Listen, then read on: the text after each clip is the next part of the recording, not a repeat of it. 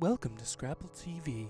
Today, Scrapple TV received and will soon be releasing unredacted emails from a Pennsylvania Supreme Court Justice's email account related to the state's Porngate scandal.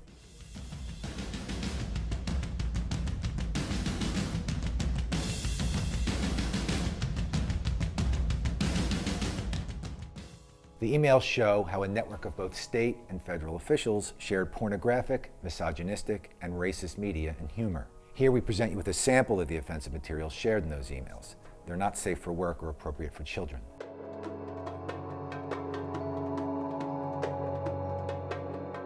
These emails have become ammunition in a protracted political dogfight, part of what Attorney General Kathleen Kane's attorney has characterized as her persecution by a group of angry men. Kane has vowed to expose what she says is a deviant and misogynistic network of judges, federal prosecutors, attorneys general, district attorneys, public defenders, and other public officials trading offensive material on the taxpayer's dime. From the moment this email traffic became discoverable, from the moment that I announced that Jeff Moulton's investigation into Jerry Sandusky's investigation had the technology in hand to track down every email in the Corbett Attorney General's office.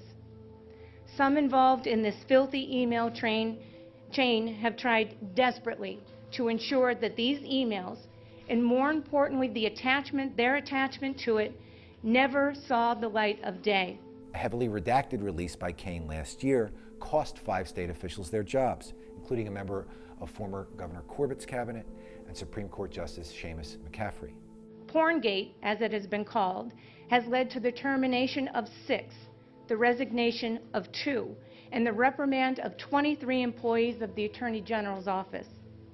It has caused the forced resignation of our State Secretary of Environmental Protection, his top attorney, and a gubernatorial appointee to the State Board of Probation and Parole.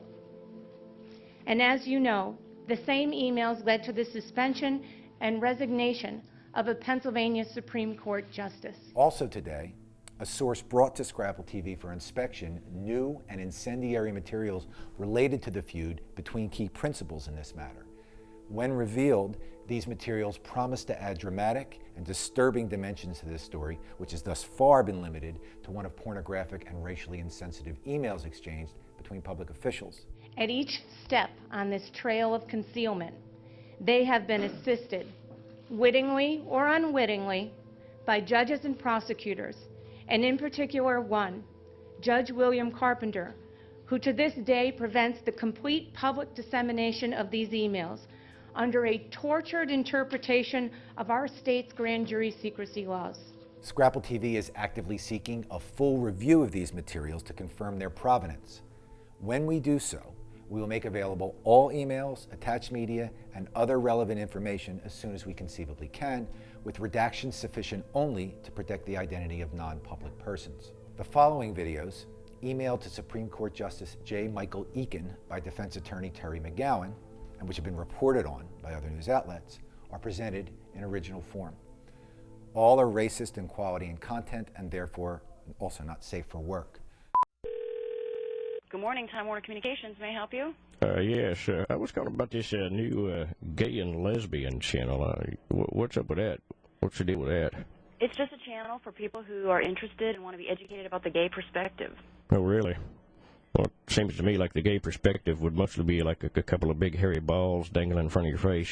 Oh my gosh, we ain't got to pay no more bills. What? We got a brother in the White House. It's the Black House now. We ain't got to pay no bills, okay? We're going to flip it around. We'll flip it around. We're going to have houses.